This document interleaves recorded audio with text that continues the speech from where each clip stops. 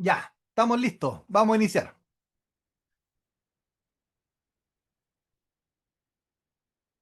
Ya, iniciemos la grabación. ¿Estamos listos? Ya, perfecto. Bueno, sean todos muy bienvenidos a este webinar donde vamos a tratar los temas relacionados al sector eléctrico. Claramente esta charla, por mi especialidad, va a ser basada en temas de ingeniería más que temas legales. Entonces, es probable que ustedes ya han tenido la oportunidad en distintos y consecutivos seminarios de entender los desafíos legales. Acá se van a tocar brevemente, pero nos vamos a centrar en los desafíos más del punto de vista de la ingeniería. Cuando nosotros hablamos de este sector, es uno de los sectores que hoy día tiene mayor cobertura a nivel nacional. Es uno de los sectores que también tiene una gran importancia dentro de la infraestructura crítica de Chile y también de Latinoamérica.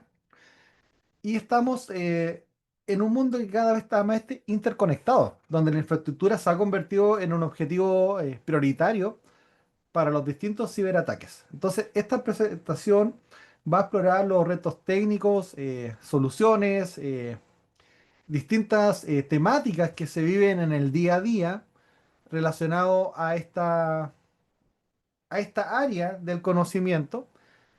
Es un área súper interesante y que tiene distintos desafíos que probablemente las áreas TI hoy día no están visibilizando. Bueno, mi nombre es Sebastián Vargas, soy director del diplomado y creador del diplomado de ciberseguridad industrial, el cual ya lleva más de 5 generaciones de graduados y ya lleva bastante tiempo aportando conocimiento en el mercado. Tengo distintas certificaciones en la materia y algunos premios. Acá está mi página por si después quieren ver algunos videos de las clases que he dado. Acá está mi experiencia académica para no gastar tanto tiempo en eso porque tenemos una agenda apretada. Y hartos temas relacionados con estudios. En este último tiempo estoy realizando un doctorado de especialidad en tecnologías de la información y también una maestría en robótica y una maestría en automatismos industriales, para poder ir profundizando mi conocimiento que había adquirido con otros estudios como ciberseguridad industrial del Centro de Ciberseguridad de España. Bueno, eso es básicamente para, ahí si quieren ver más, ahí está todo mi perfil en la página web. Dentro de estos desafíos, nosotros vamos a tener hoy día una agenda específica para poder ir hablando sobre estas temáticas. Primero la introducción, que es el contexto del sector eléctrico, después un panorama de amenazas actuales, particularidades del entorno eléctrico y retos de ingeniería y las vulnerabilidades en casos de falla también. Vamos a hablar también de algunos marcos, estrategias de buenas prácticas, tecnologías emergentes, resiliencia y dos casos de estudio que van a ser sencillos, pero van a poder también aclarar un poco el punto en el cual estamos hoy día conversando, ¿cierto? Bueno, lo primero, el sector eléctrico como infraestructura crítica. Ustedes han podido ver los esfuerzos que ha hecho el Coordinador Eléctrico Nacional a nivel DCL en justamente esta temática, de poder impulsar la normativa como un eje movilizador y un cambio cultural. Lo cual ciertamente ha sido complejo en el tiempo, porque muchas industrias ya llevan mucho tiempo en esta temática, pero no había tenido el toque de la seguridad. Y eso por distintas razones. En esta clase no vamos a ahondar en la historia del por qué, pero sí vamos a pensar en las soluciones, ¿cierto? La infraestructura eléctrica constituye la columna vertebral de la sociedad moderna, abarcando generación, transmisión, distribución de energía para abastecer otros servicios.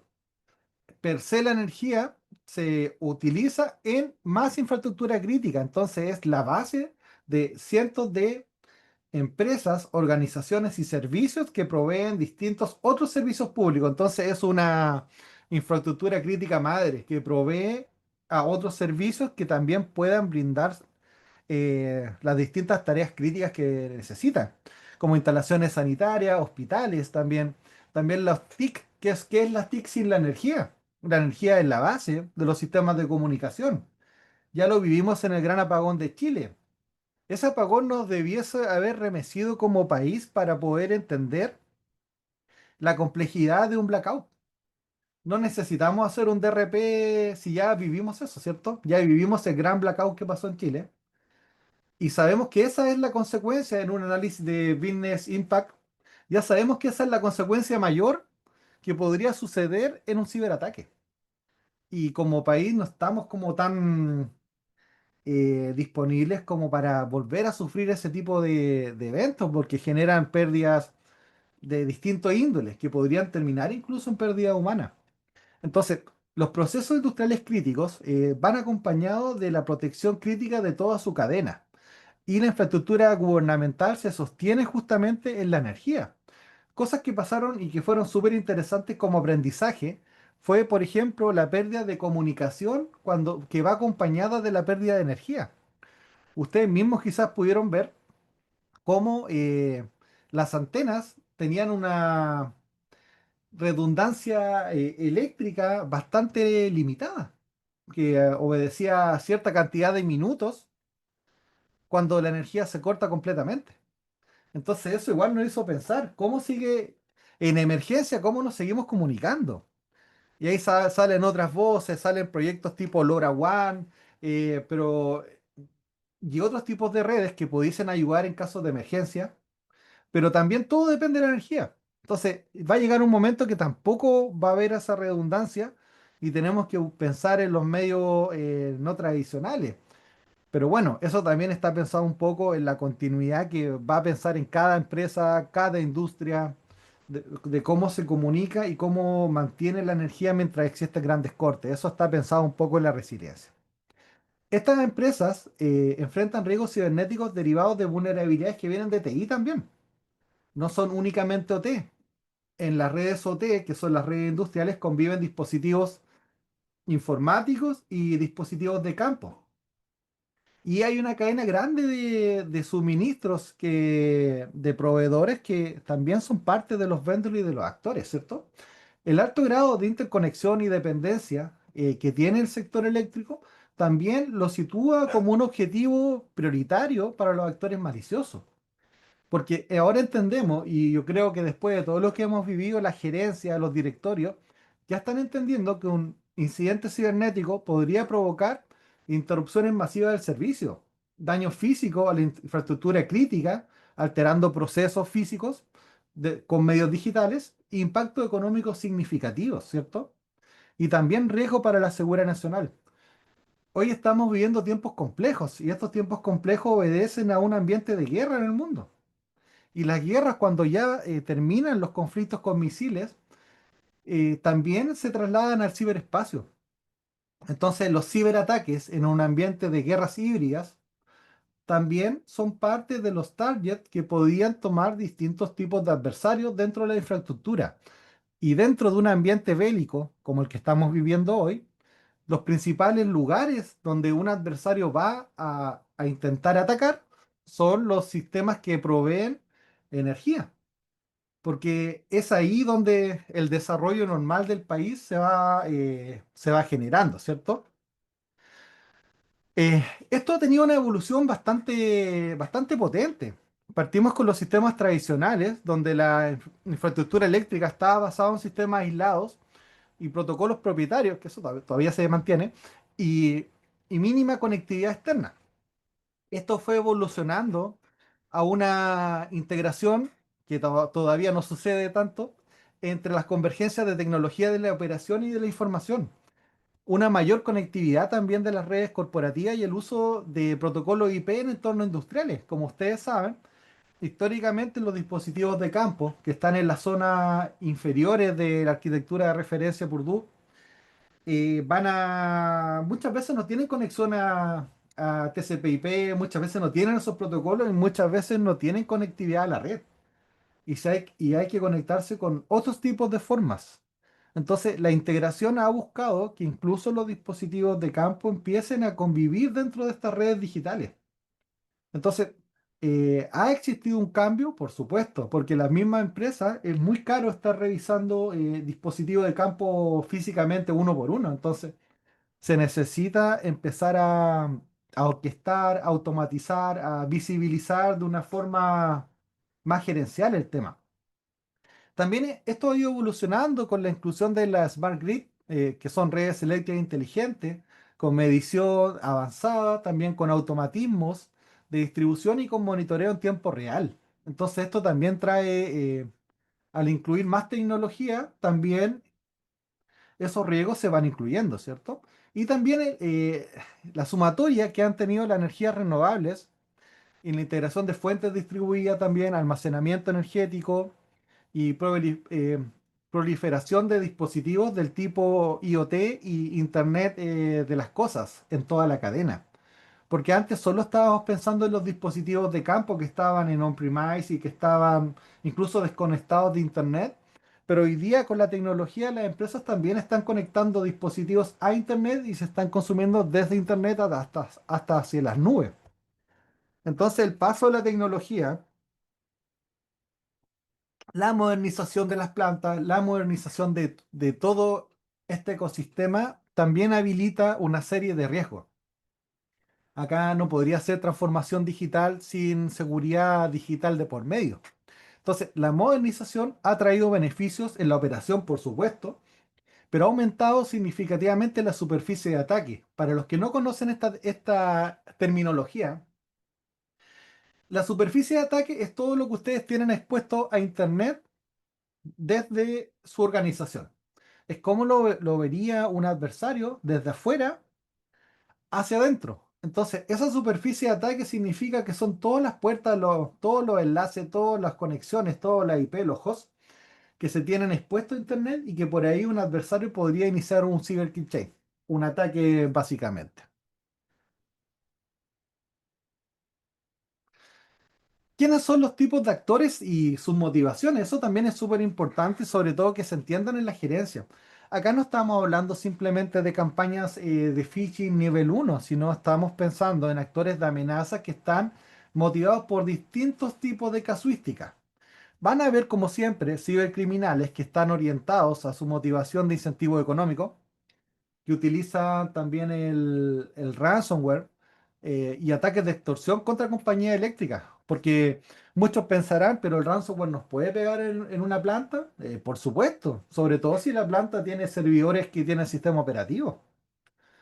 No habría ningún inconveniente porque son otro activo más.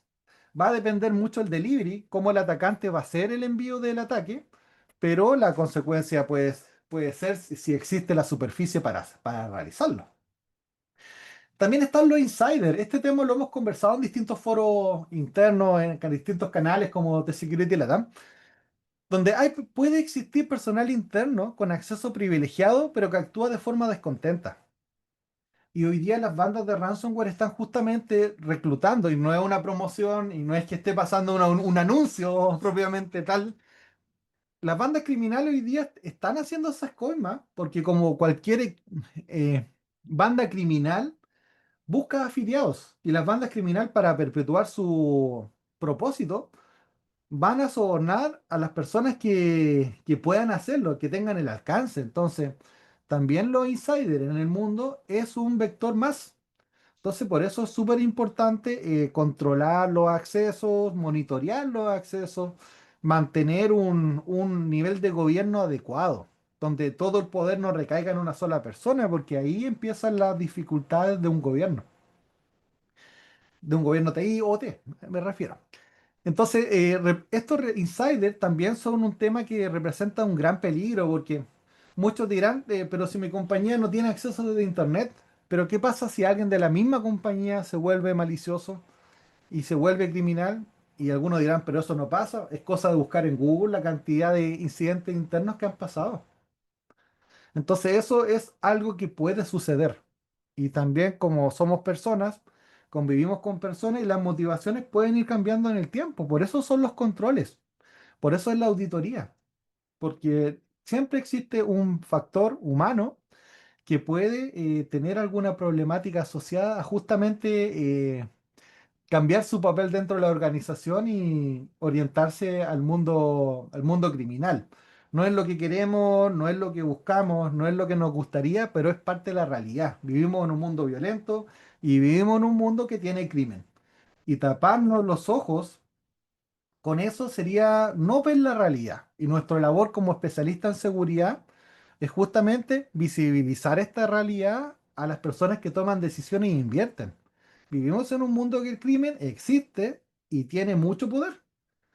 Por algo, los mismos estudios que van saliendo año a año sitúan al cibercrimen como el número uno en ingresos y rédito económico dentro de la industria. Mucho, mucho y más lejos que el narcotráfico. El cibercrimen es el número uno.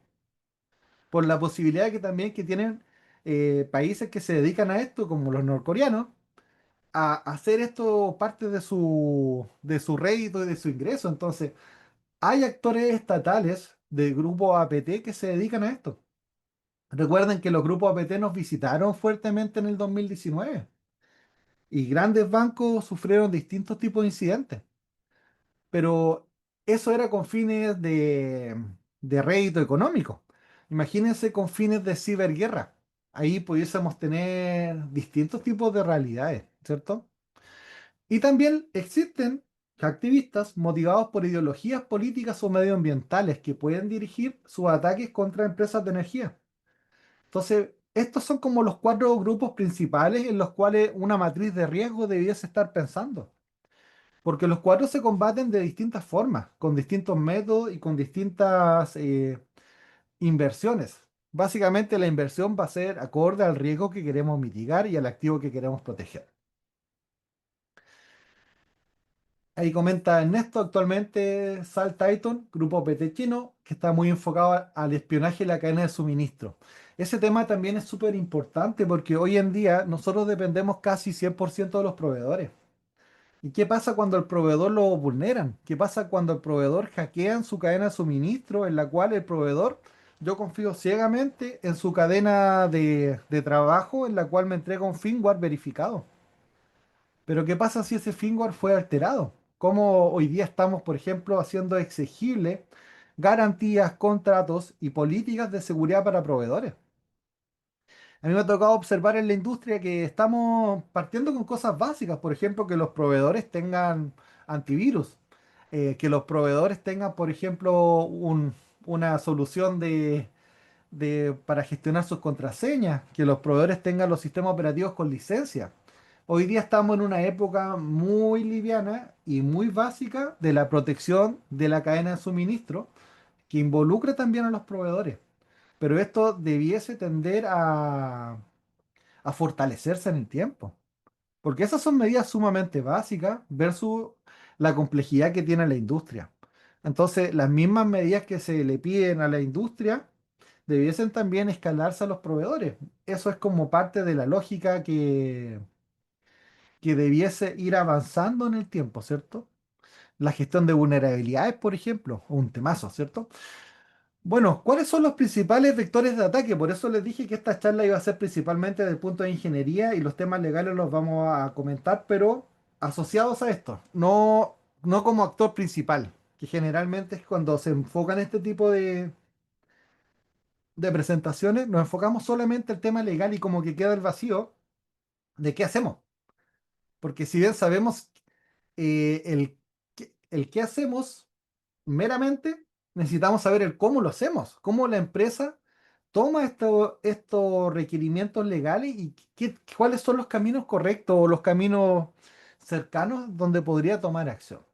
Para eso primero ya identificamos que existen cuatro grupos principales de adversarios, que ya sacándonos un poco la fantasía de las películas de Hollywood y pensando que son grupos que se dedican o al crimen o a la extorsión, que también es una forma de crimen, o a la ciberguerra o básicamente a generar protesta social a través de ciberataques.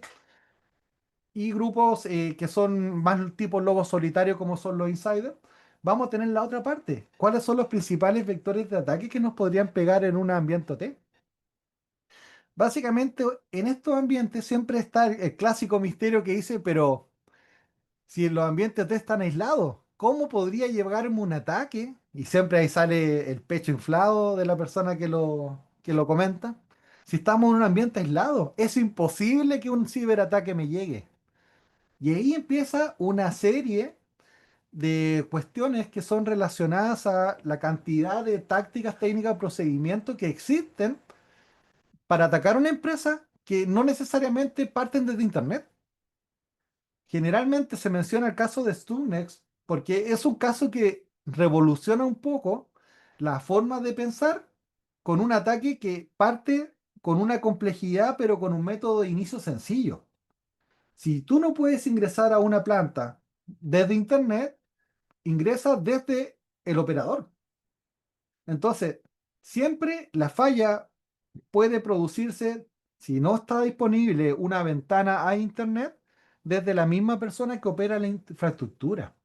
Entonces, ahí tenemos que pensar en grandes cosas. Por ejemplo, eh, hace un rato Pedro Ibáñez me comentaba, pero el factor humano, claro, el factor humano es súper importante. Y acá tenemos que hacer, y muchas veces la misma gente que trabaja en las capas de operación nos va a decir, pero es que no tengo tiempo para escuchar tu charla de seguridad.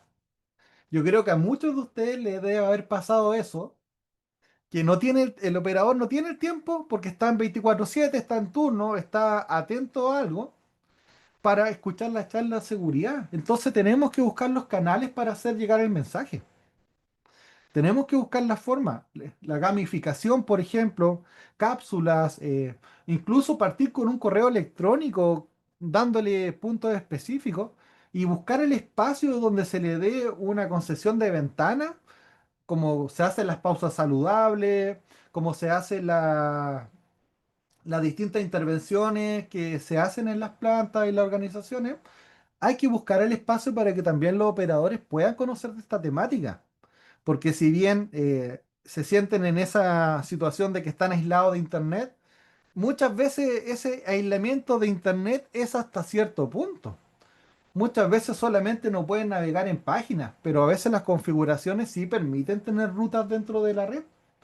Y a veces los servidores tienen más ventanas de lo que el operador sabe. No necesariamente ellos son de ciberseguridad y no tienen por qué saberlo también, porque no están estudiando los temas de ethical hacking y las posibilidades, ¿cierto?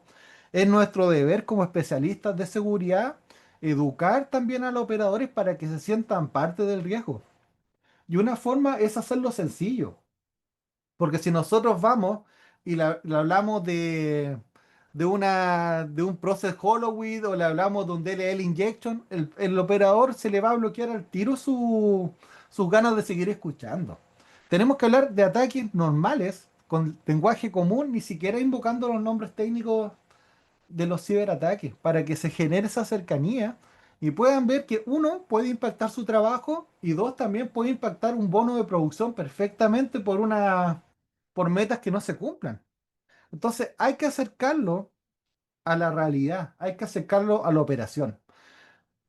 Entonces, acá es súper importante que las campañas de phishing son muy necesarias en educar a los operadores, pero sobre todo los de spear phishing, porque se puede dar la casuística perfecta que le puede llegar, si es difícil llegar al operador desde la red, perfectamente dentro de la misma zona se podrían hacer campañas de spear phishing y llegarle, y los atacantes ustedes saben que se toman mucho tiempo para analizar al adversario.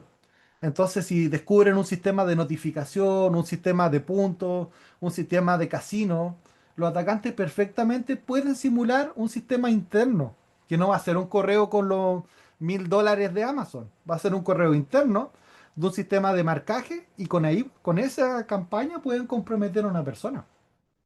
Entonces, no necesariamente son técnicas tan rebuscadas, sino son técnicas que generen la confianza para que los operadores puedan caer. Entonces, en la parte de phishing no hay que gastarnos el 100% del tiempo, pero hay que hacerlo. Acá Fernando comenta, hay que comprometer a los actores y hacerlos partícipes. También quitar en el mito total, para eso están los de ciber. Siempre se están conversando el tema y es cierto, sin nombre los tan técnicos, claro, porque también piensan, no, si esa no es mi pega. Hoy día no es la pega, no es que sea su pega o no. Usted es un vector de ataque, al igual que yo, al igual que el gerente, al igual que el administrativo, al igual que la persona de finanzas. Todos somos vectores de ataque. Y Si no quiere escuchar este mensaje, es probable que también lo puedan atacar en su día a día. Lo van a llamar con llamadas con inteligencia artificial, le pueden llegar mensajes de texto maliciosos, le pueden llegar correos, y es súper importante que podamos entender la complejidad que tiene esto y sobre todo, las primeras, darle una vinculación con la vida como persona. Los ciberataques no tienen miramiento en cargo ni nada. Si eres un target, lo van a realizar. Acá Paulina comenta, en una empresa anterior, los de seguridad nos mandaban cada cierto tiempo correos tipo phishing ajustados a la persona y te traumaban con la vista de tu equipo en el que perdía el control. Y después eso nos explicaban que debiésemos tener identificado para no caer. Súper. Esa es una condición en la cual se está educando con justamente un caso de uso de cuál sería la consecuencia de caer en un phishing, porque también las personas que están en esa área no piensan en que les podría pasar y tampoco ven las consecuencias. Entonces está súper bueno ese caso que plantea Paulina. Entonces, la primera, spear phishing. Lo segundo, tenemos la explotación de vulnerabilidades. Acá tenemos sistemas SCADA, RTU, PLC, HMI. Acá es súper importante cuando las personas de ciberseguridad van a dar recomendaciones, tenemos que también interiorizarnos con la tecnología que tiene la organización.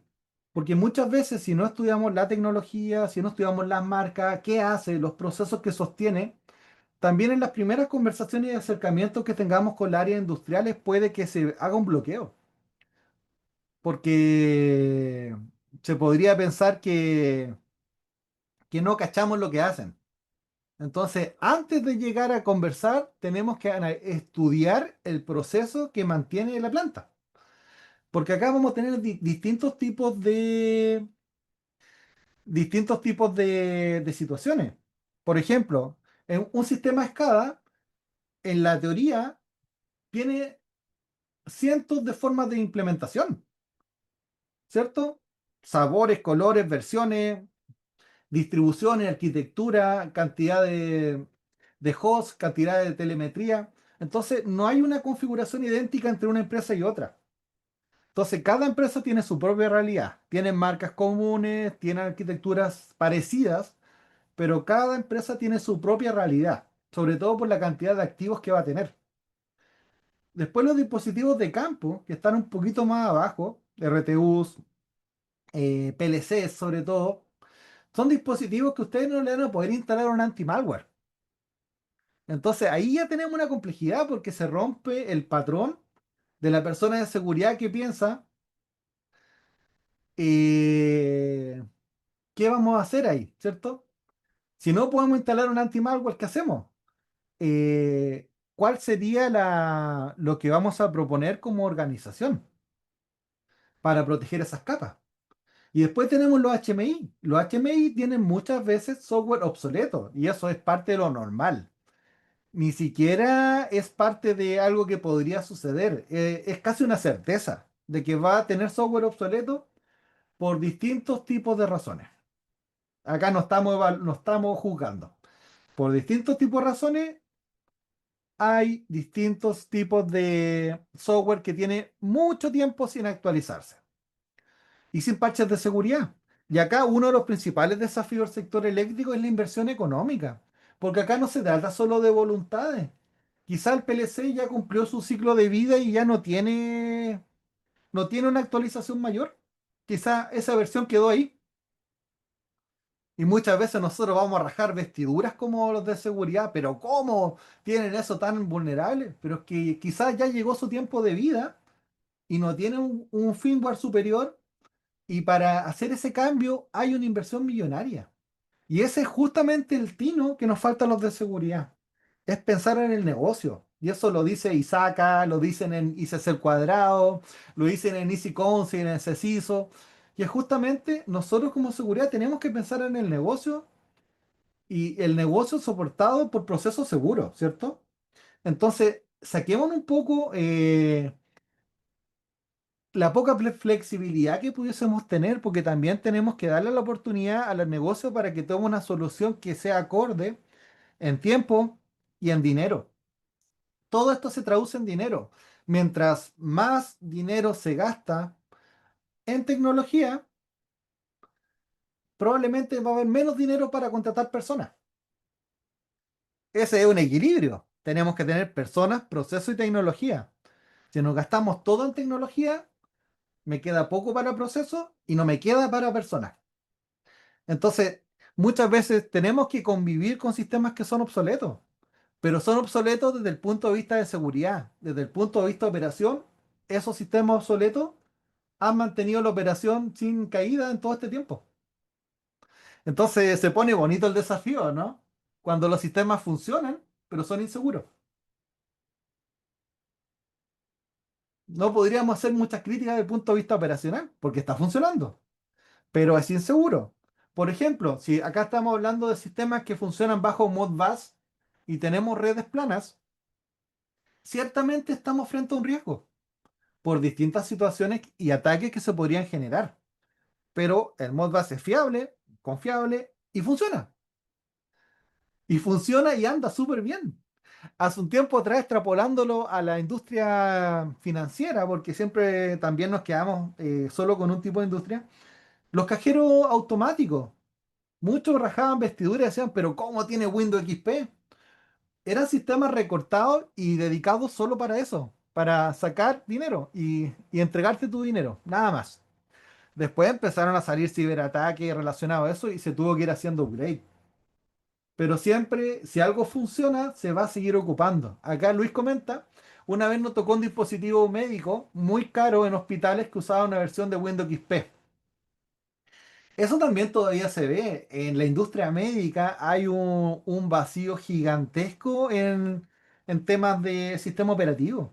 Y acá hay otra cosa que muchas veces no pensamos. ¿Por qué crees que tiene Windows XP esas tecnologías? Es una explicación súper sencilla que a veces no nos enfocamos en eso, pero es una explicación. Licenciamiento, una, que son licenciamientos perpetuos, que tiene que ver con lo económico, y la otra es el hardware. Esos dispositivos probablemente no soportan una versión que necesita más core.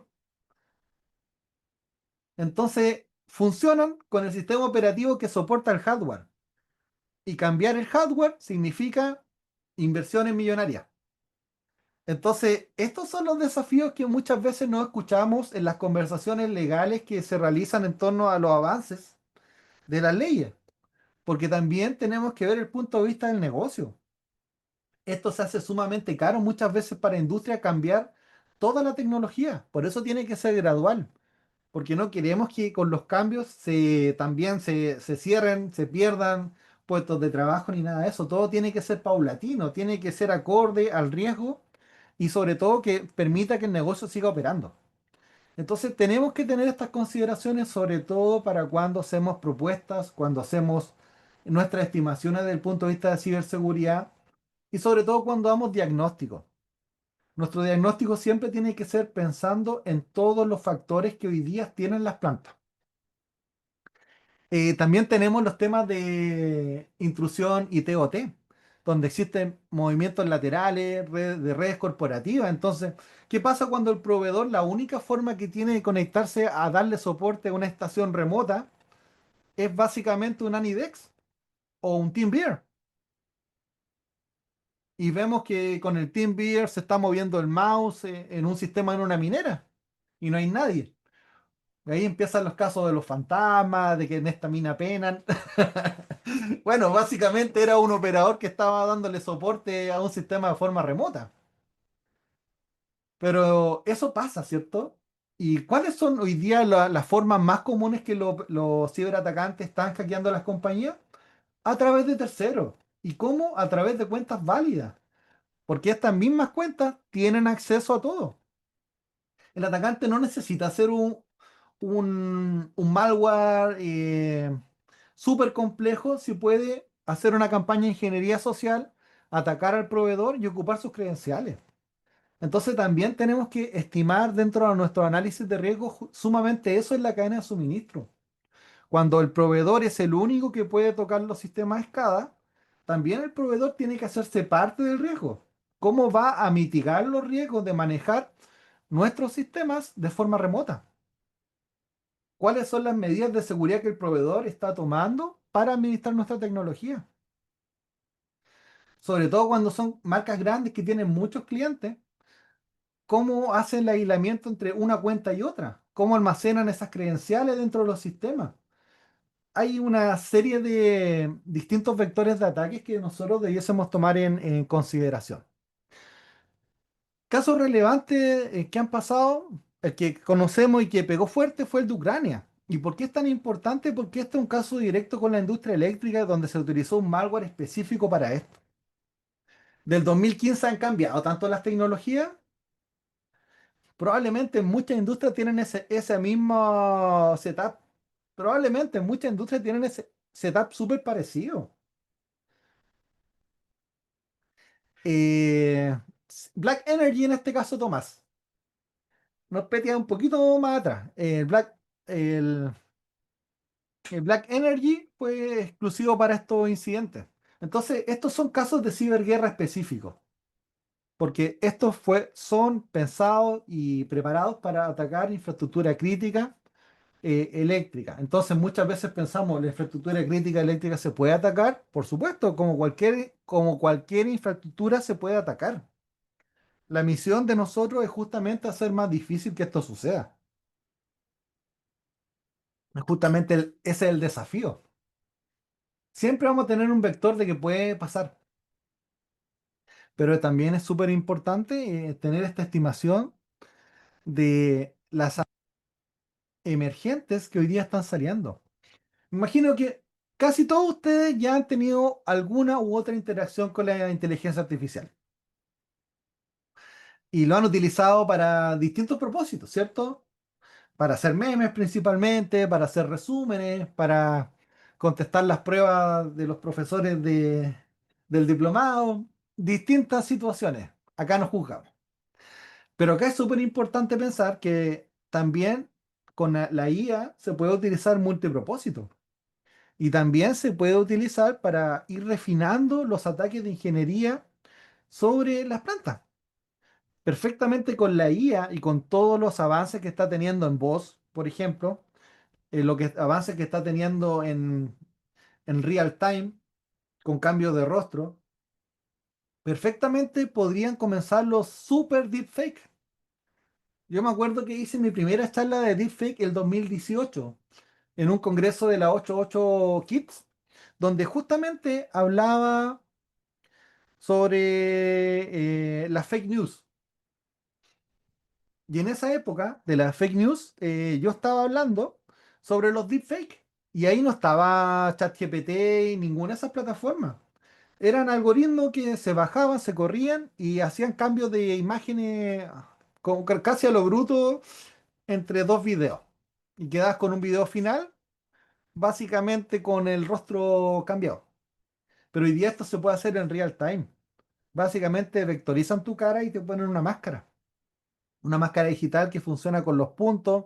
Si bien no es perfecto, pero en un ambiente que no esté tan iluminado y que aparte clonen la voz, puede ser perfectamente un super deepfake y orientado a sistemas industriales, que un gerente puede llamar a un supervisor o un supervisor puede llamar también a un operador de planta. La pregunta ahí, ¿existe? Claro, pues sí existen.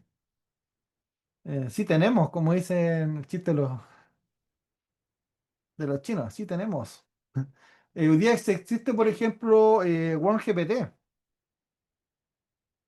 que justamente es una tecnología pensada para hacer distintos tipos de código. Si bien no es que sea malicioso per se, es un servicio que no tiene los cambios necesarios para ir haciendo esto como más difícil de modificar, ¿cierto? Entonces, hoy día existe, por ejemplo, WormGPT, FraudGPT. Y hoy día, desde el 2023, que y esto ha ido evolucionando. Entonces, este WormGPT hoy día tiene una licencia. Y no son $20, algo así lo que cuesta. Y te permite perfectamente hacer malware. De hecho, esto en el mundo ético, en el mundo del ethical hacking se ocupa también. Pero existe, sí, la respuesta existe. Y perfectamente tú le podrías pasar un firmware y a través de pasárselo en código, no sé, pudiese ser con un reverse y en sacarlo a assembler y pedirle a esta inteligencia artificial que te genere un exploit. Algo que se me acaba de ocurrir que perfectamente es posible, considerando la cantidad de caracteres que permiten leer la inteligencia artificial, perfectamente tú podrías diseñar exploit con esto. Entonces, esas son la parte de las nuevas complejidades que existen, ¿cierto? Y también con sistemas más, con tecnología que se está integrando y protocolos que van siendo experimentales, también pueden existir auge en estos tipos de ciberataques. Entonces, tenemos un aumento de vectores y de posibilidades dentro de este ecosistema.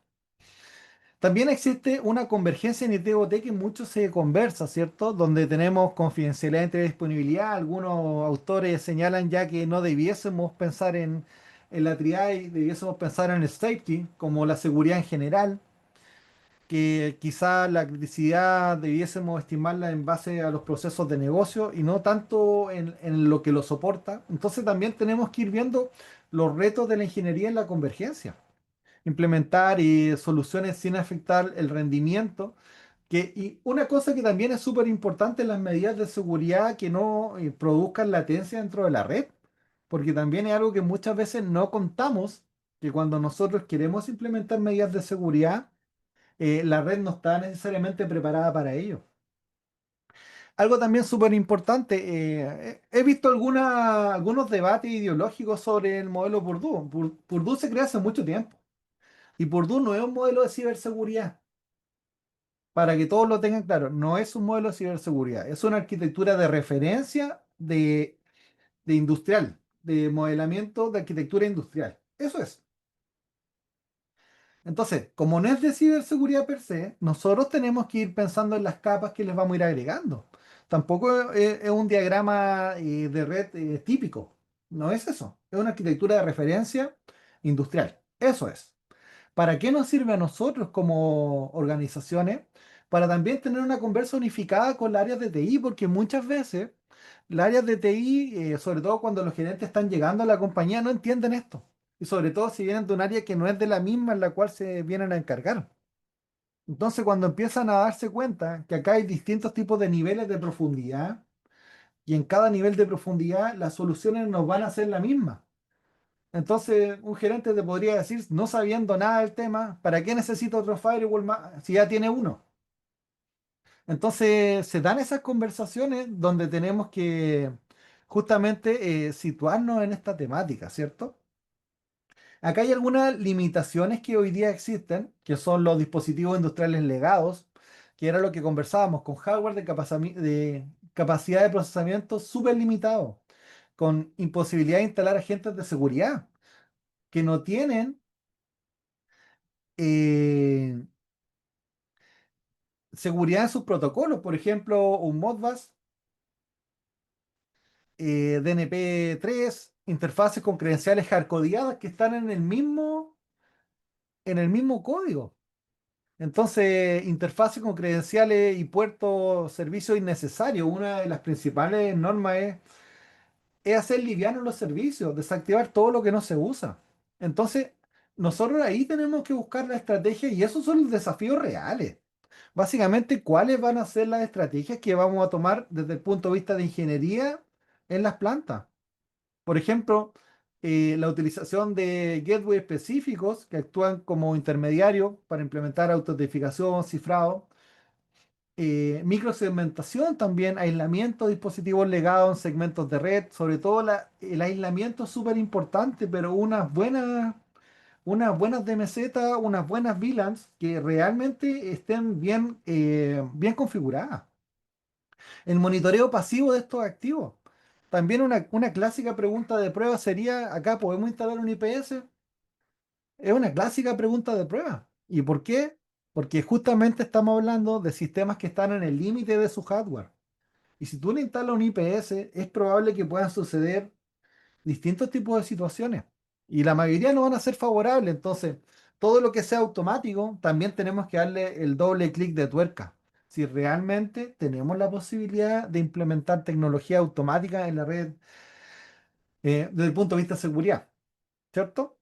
La integración con la energía renovable y las microgrid, donde hay una naturaleza distribuida, donde hay múltiples propietarios y operadores y donde hay conectividad remota. ¿Cómo hacemos monitoreo multisite?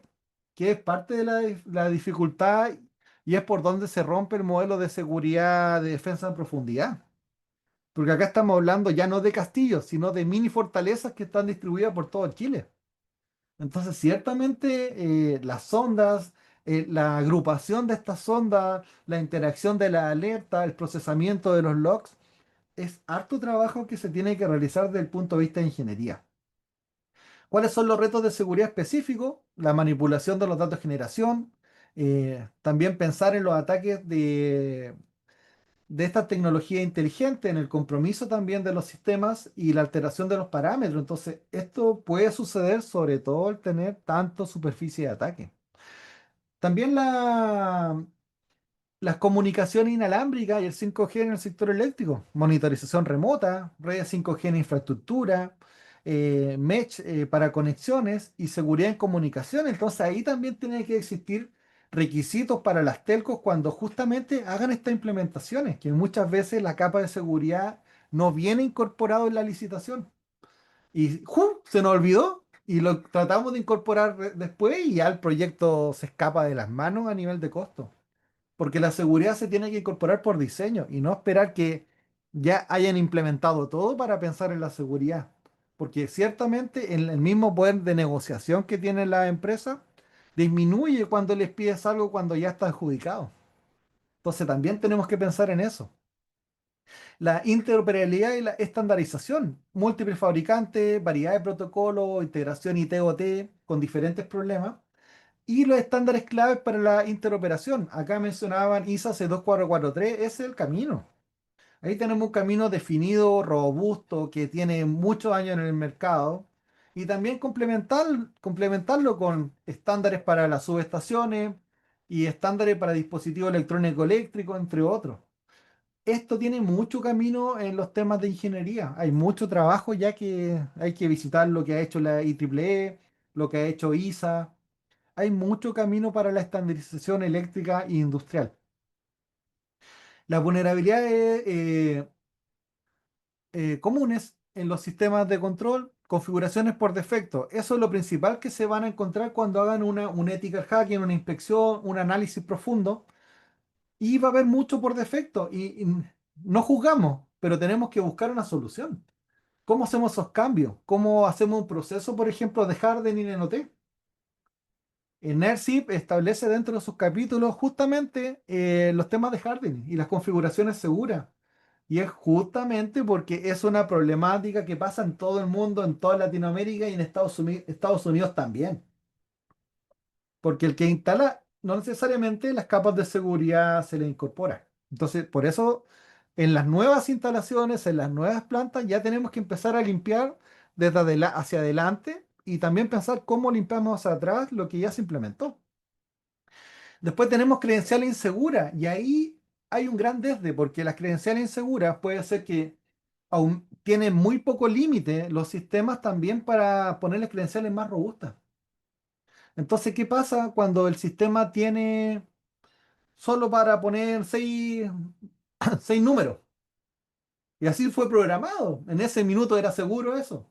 Pero ahora un ataque con Hydra lo rompe en 30 minutos.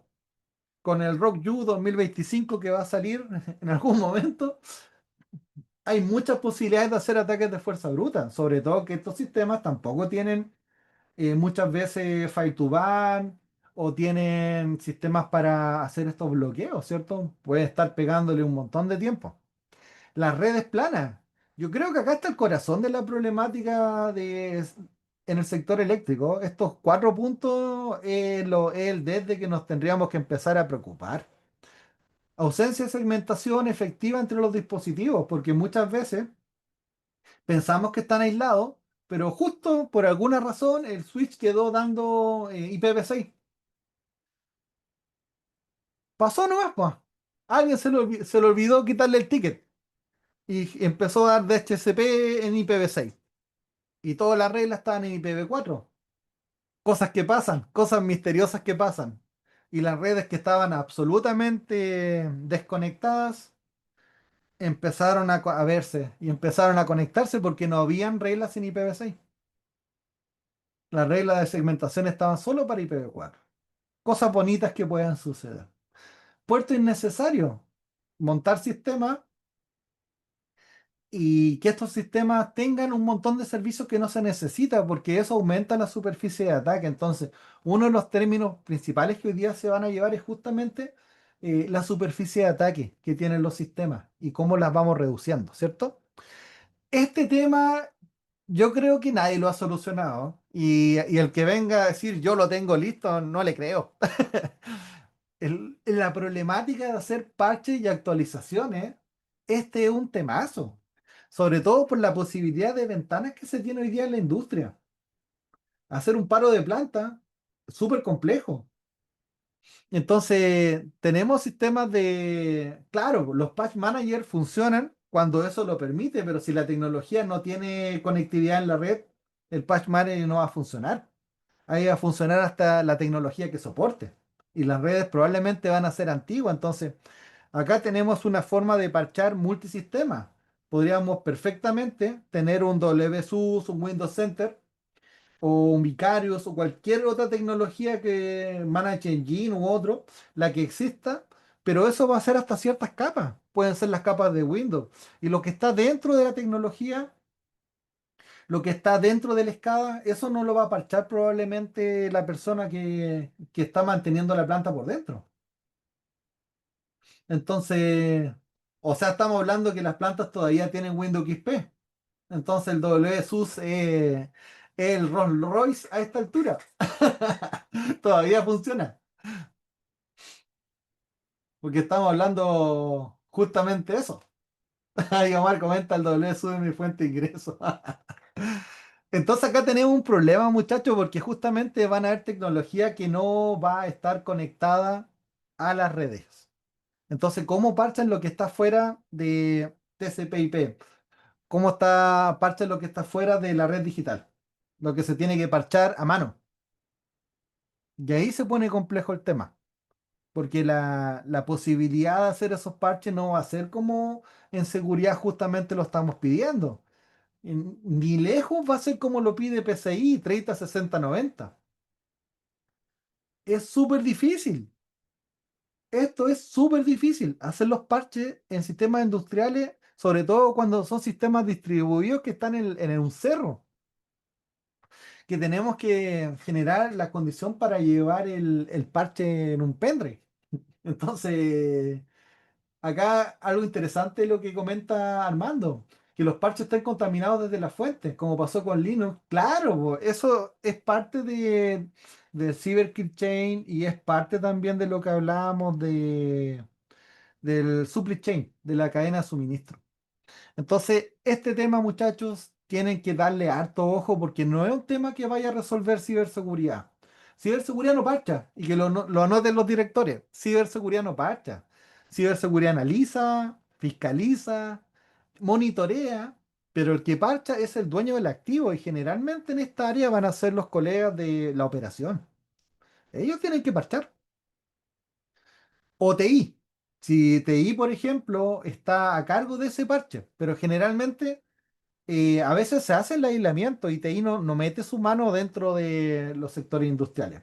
O también infraestructura, que son nuestros clásicos enemigos con los de seguridad, pero es como los dantescos de los Capuletos. Es una relación que no va a terminar de enemistad. Pero bueno, es así la cosa. Acá comenta José Luis, hay que establecer una política de gestión de parche, tomando en cuenta el sistema gestionado y no gestionado. Claro, por supuesto, porque también esa política de gestión de parche va a tomar a los distintos proveedores que hoy día existen.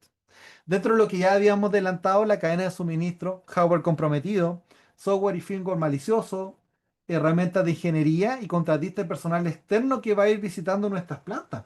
¿Cómo hacemos que la seguridad sea parte? NERSIP lo establece y establece distintos tipos de condiciones, sobre todo para el personal externo que va a visitar en terreno, que son la limitación de la zona, el personal escoltado. Básicamente, un externo no podría pasearse por todos los puestos de la organización. Entonces ahí también hay muchos puntos que tenemos que cuidar.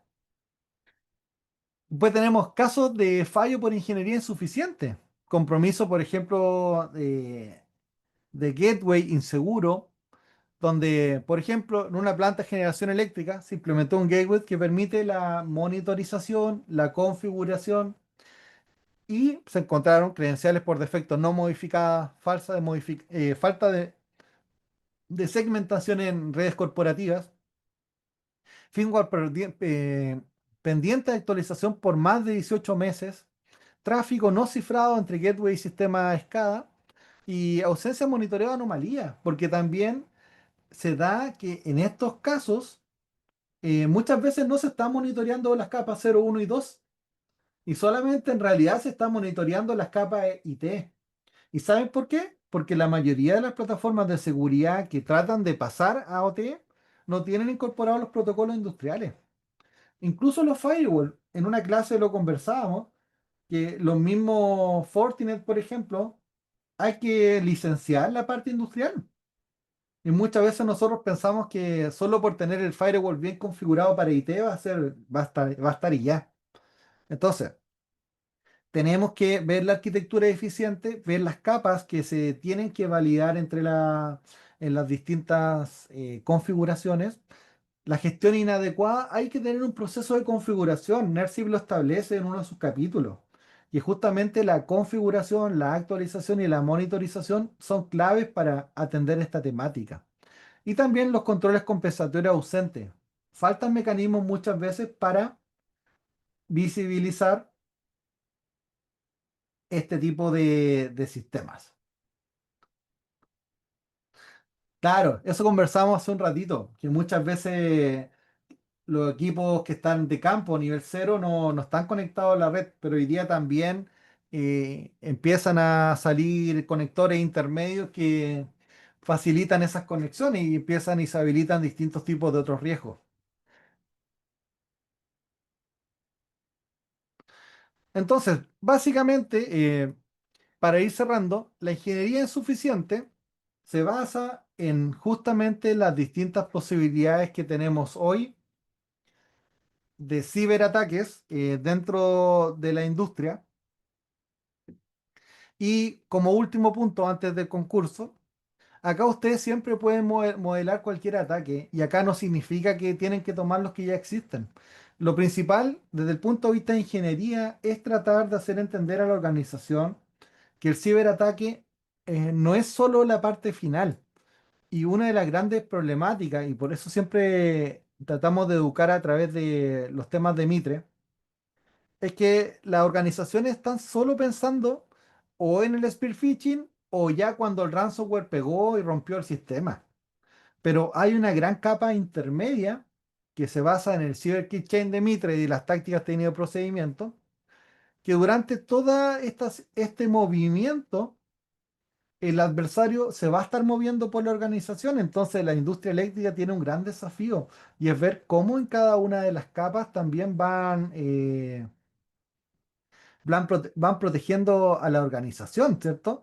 Porque van a existir ataques que cada vez son más avanzados. Mire, fíjense, solo este, que se llama Ten Veles, porque ya estamos en el tiempo para hacer el concurso como era algo acotado. Servicio remoto. Básicamente se ingresa a una planta desde un servicio remoto, desde internet hacia la organización. Y supply chain. Supply Chain Compromise, que era algo que no se hablaba antes y era como un mito, pero desde SolarWinds adelante lo empezamos a ver.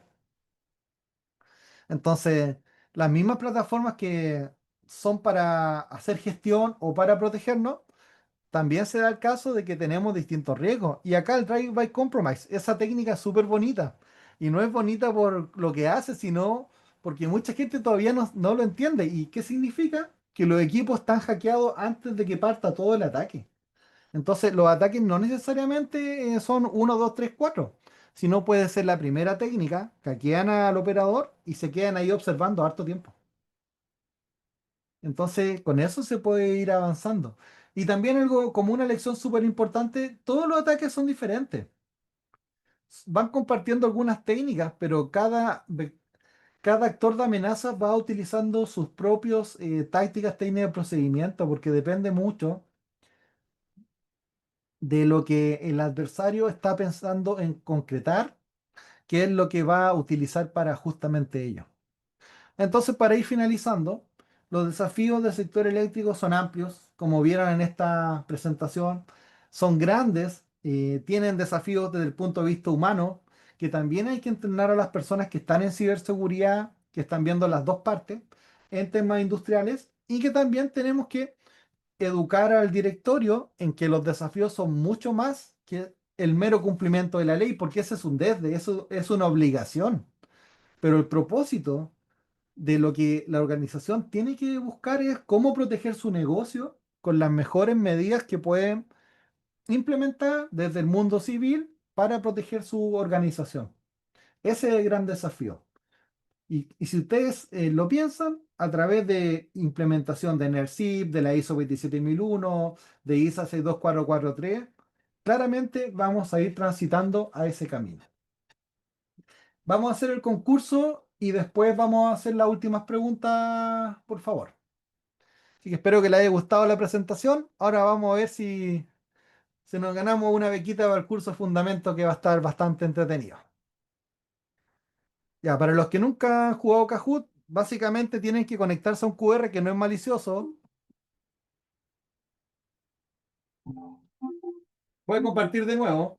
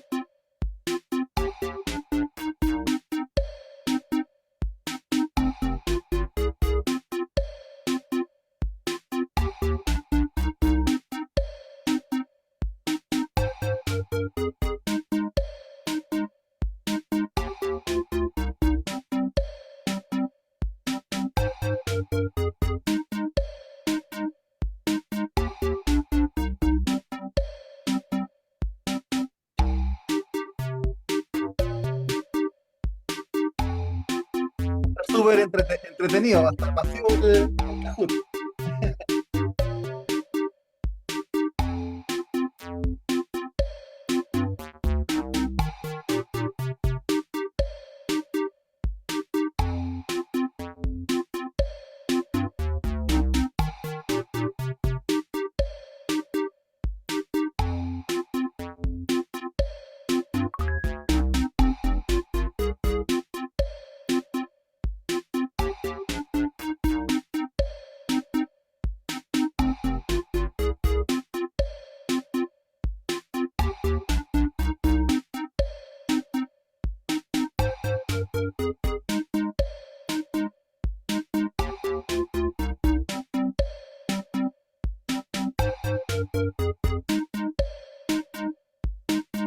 2 minutos más e iniciamos.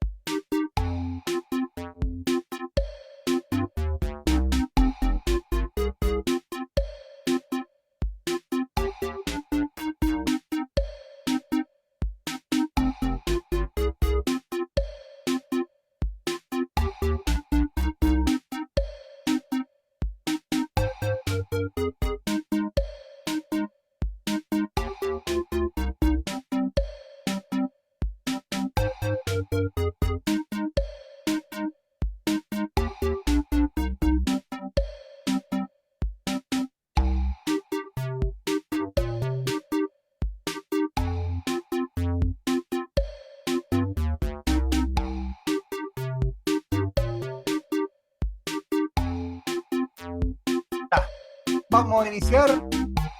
10, 9, 8, 7, 6, 5, 4, 3, 2,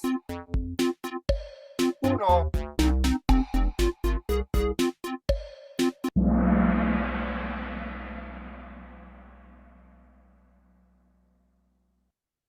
Primera pregunta. ¿Cuál de los siguientes no es un vector de ataque principal en el sector eléctrico según lo que vimos?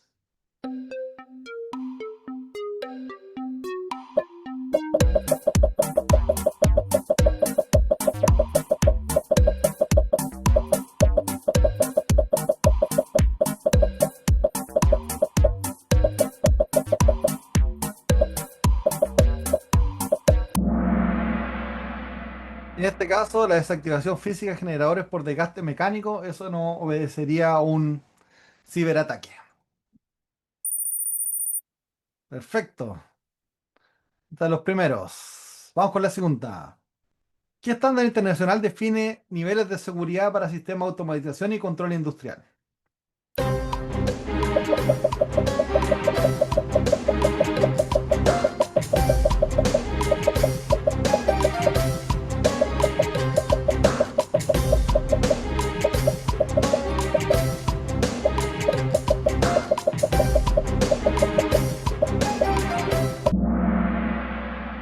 Esta estuvo peleada. Acá súper importante. La única que define estándares para el sistema de automatización y control industrial es la C2443, la INIS 882 son para ambiente industrial en general, la NERSIP para sistema eléctrico y la ISA y la IEC 27019 es una ISO que es un complemento de la 27001 para sector eléctrico. Entonces es la única correcta es la C2443.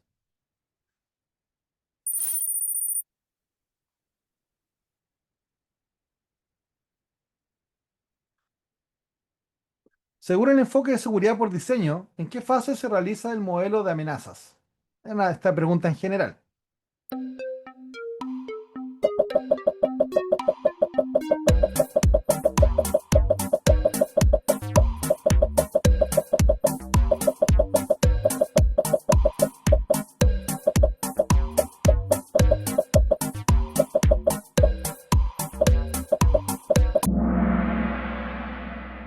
Como bien lo dice su nombre, sería en la fase de diseño donde se realiza el modelamiento para poder hacer esta interrogante, ¿cierto? ¿Cuál es la estrategia de compensación para dispositivos industriales?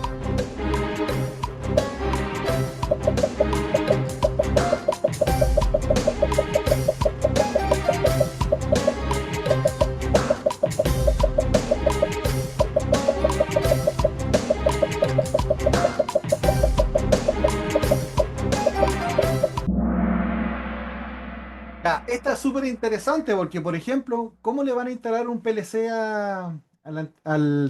un antivirus al PLC? PLC básicamente tiene un sistema operativo embebido que no tiene la posibilidad de manipulación.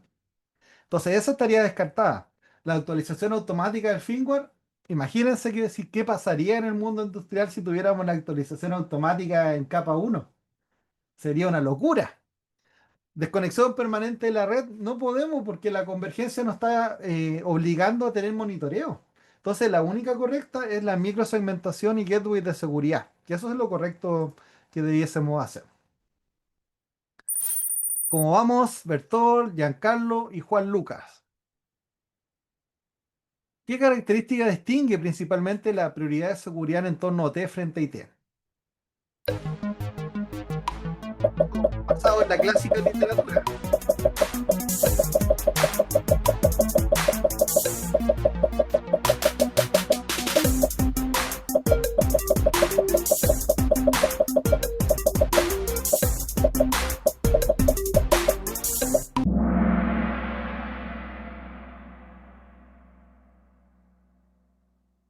Siempre en el orden que se establece en la clásica literatura como prioridad de OT frente a OT. Siempre, pero esto es la clásica literatura, ¿cierto? Pero la pregunta está orientada a eso. Y siempre va la disponibilidad, integridad y después la confidencialidad. Se supone que los datos No hay mucho manejo de datos confidenciales ahí, se supone, o se entendería eso. ¿Cuál de los siguientes incidentes es un ejemplo documentado?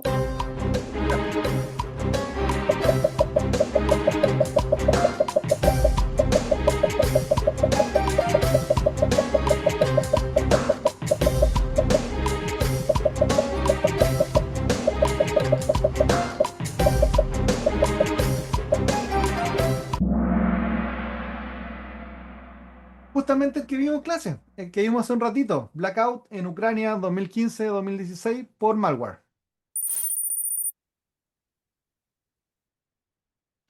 ¿Qué práctica es esencial para la gestión segura de parches de entornos eléctricos críticos?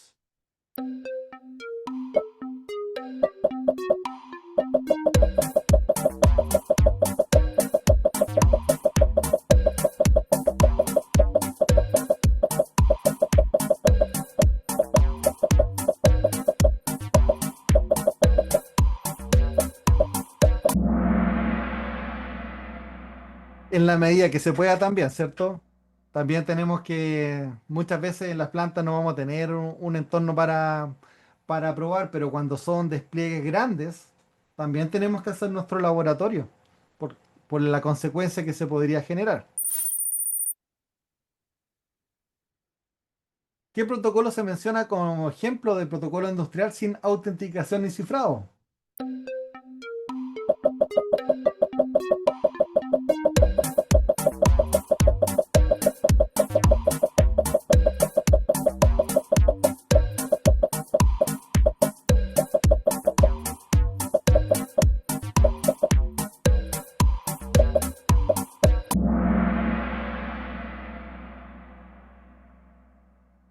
Básicamente el protocolo lo mencionamos hace un ratito en la clase, que es el Modbus, que es un protocolo que ya tiene mucho tiempo en la industria, el cual funciona súper bien, pero no tiene las consideraciones de seguridad, puesto no fue creado así. Y se le puede hacer consultas, peticiones e inyecciones directamente, con distintos tipos de herramientas si uno está parado en la red. ¿Cuál es un riesgo emergente asociado a la integración de energías renovables, según lo que vimos?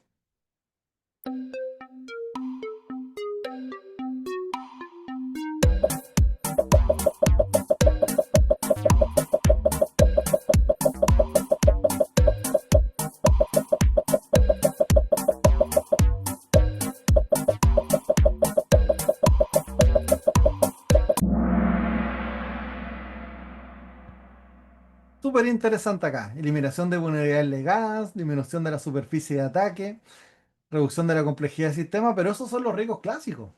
Acá tenemos manipulación de datos de generación para provocar desequilibrio, que es un impacto directo y como un riesgo emergente, que no teníamos antes, lo demás lo hemos tenido toda la vida.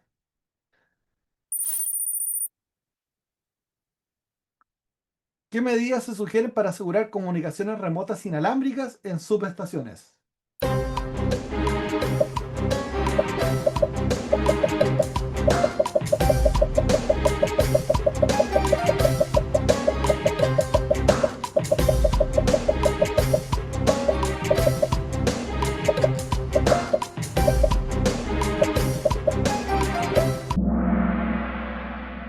Excelente. Acá la única respuesta correcta sería cifrado extremo a extremo y autentificación mutua en la medida también que se pueda. Porque acá estamos, ¿qué medida se sugiere? Recuerden que siempre las preguntas tienen que leerse con cuál es la motivación en la cual se está buscando. En este caso es qué medida se sugiere. Y esa es la mejor medida, porque las demás son para hacer que funcione, pero no necesariamente es la más segura. En la segmentación y zonificación de redes eléctricas, ¿qué se implementa para controlar el tráfico entre zonas OT e IT?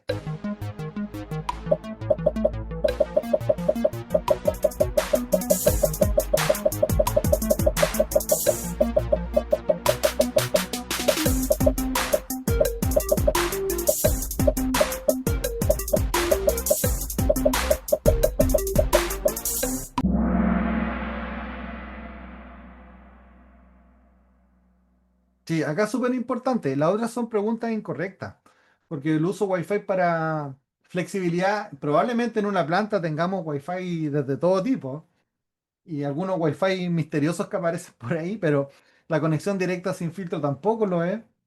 Las redes planas sin segmentación tampoco lo es. Pero acá lo que debiésemos pensar es básicamente firewall industriales con inspección de protocolos específicos. Esa sería la respuesta correcta.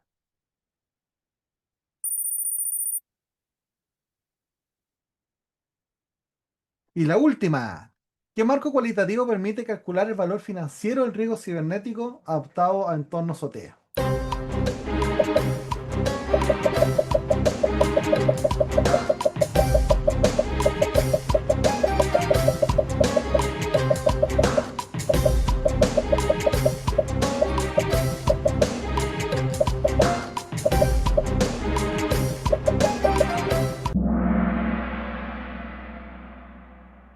Interesante acá, fue media tricky la pregunta, pero acá el único que justamente, el único de todo esto, que es para calcular el valor financiero del riesgo cibernético, es FAIR. Los demás no lo son, pero son súper útiles, pero no lo son para eso. Así que acá quizás se movió un poco el marcador, vamos a ver. Punto el tercer lugar, B segundo lugar.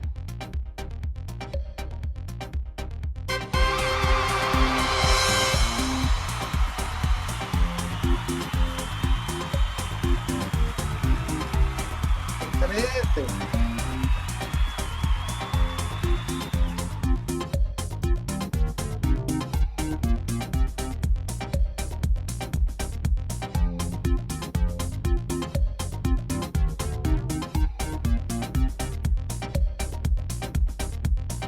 Por favor que las personas tomen contacto conmigo para poder gestionar su inscripción en el curso Fundamentos que vamos a realizar.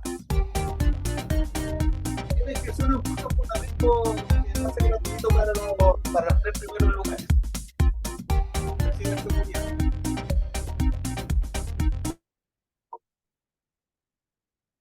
Excelente. No sé si hay alguna última consulta, tienen alguna duda que podamos resolver antes de darle el paso a mi compañera para que pueda hablar un poco sobre las temáticas de la universidad. ¿Tienen alguna duda o consulta?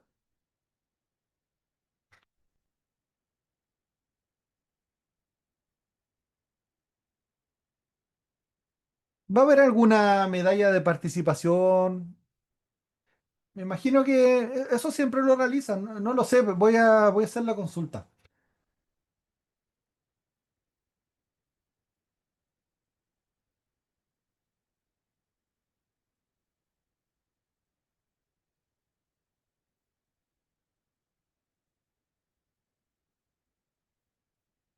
El C2M2 justo sirve para eso, para medir la madurez en ciberseguridad. El C2M2 lanzado por el Ministerio de Energía de Estados Unidos.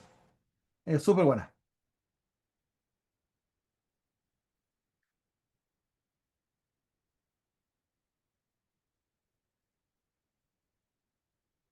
La ISO 27001 es para, básicamente, para un sistema de gestión de seguridad. Lo que sucede es que todo es complementario. Tú tendrías que hacer un mapping con los controles que vas a implementar, pero la 27001 su foco y alcance es solamente para un sistema de gestión de seguridad de la información. Y con los 93 controles, donde 34 son tecnológicos, queda bastante corto para todo lo demás que tenemos que involucrar. Por eso tenemos que incorporar NERSIP más ISO 27001 o ISO 62443 más ISO 27001 o SysControl Control Industrial más ISO 27001 para poder hacerlo más robusto.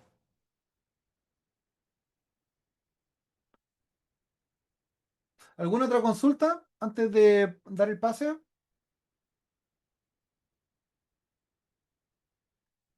Es muy buena pregunta esa de Carlos. El sector eléctrico está súper avanzado. Yo por lo menos no he escuchado que exista un proyecto para agua o gas de este estilo. Yo creo que van a estar superditados a lo que va a ser la ANSI como operadores esenciales. El mensaje para los que ganaron el Kahoot a mi correo, por favor, para gestionar el tema. El correo lo dejé más arribita, lo voy a compartir de nuevo.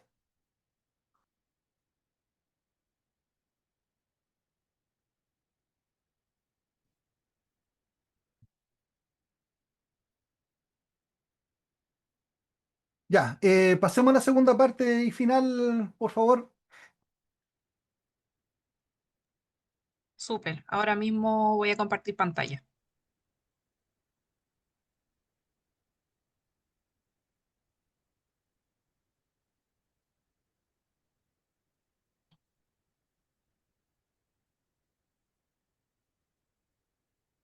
Bueno, chicos, ¿me confirman si se ve la pantalla? Sí, se ve, se ve. Un segundo. Ya, súper. Bueno, como saben, chicos, todos los participantes a este evento tienen un 25% de descuento en diplomados y un 15% de descuento en cursos. Estos descuentos se aplican a todos los programas menos a los de las áreas de privacidad y Azure, pero yo me imagino que por participar en este evento están más interesados en el área de industrial. Así que en caso de que quieran certificarse, este 14 de julio comienza el primer curso del diplomado en ciberseguridad industrial. Jorge dice, ¿estos descuentos son acumulables o complementarios con becas que se postulen? No, en este caso, estos descuentos por asistencia a eventos no son acumulables.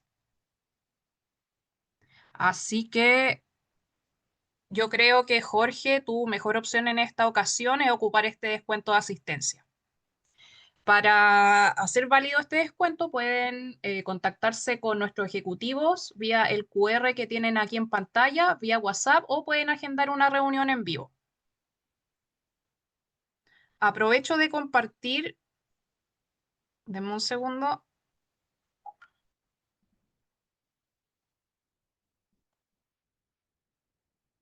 Aquí en comentarios les dejaré el link de una publicación que acabo de poner en LinkedIn para que pasen a dar su opinión sobre el evento y también para que hagan networking entre ustedes. Siempre está, no está de más, digo, agregarse y, em, digamos, expandir la red. En ese link, o sea, en ese post también etiquetamos al profesor Sebastián para que también lo puedan agregar a su LinkedIn, ya que siempre está compartiendo información muy útil y haciendo eventos. ¿Alguna persona que queda tiene alguna duda sobre los descuentos, sobre los programas? Como le indicaba, comienza el programa de diplomado en ciberseguridad industrial este 14 de julio. ¿Cuánto es el descuento? Es un 25% en diplomados y un 15% en cursos. Para el que no sepa, los programas de diplomados incluyen 4 cursos dentro, así que dentro de todo sale a un muy buen precio. ¿Alguien más tiene alguna duda? Es el momento para que se la respondamos aquí en vivo y en directo. ¿Estará disponible la grabación de este evento? Sí, se lo enviaremos al correo, así que atentos. ¿Cómo hacemos válido el descuento? Pueden contactarnos vía QR que aparece en pantalla o pueden enviarnos un correo a educacionejecutiva@usach.cl. Aquí se los puse en los comentarios.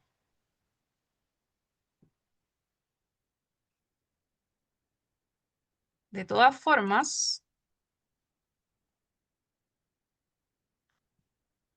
también les pondré aquí el link con todas las promociones que tenemos disponibles actualmente, pero como le indiqué, la mejor promoción actual es el de este evento, el que está en pantalla.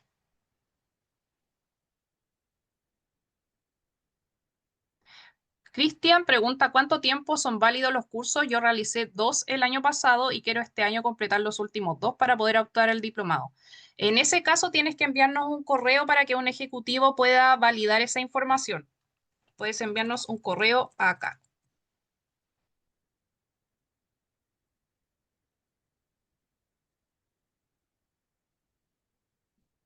¿Alguna otra consulta?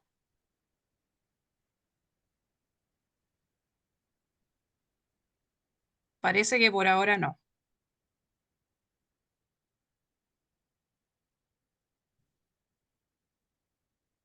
Bárbara Palacios pregunta, ¿hay descuento por pertenecer a Jacada? Si no me equivoco, sí. Así que por favor también envíe un correo.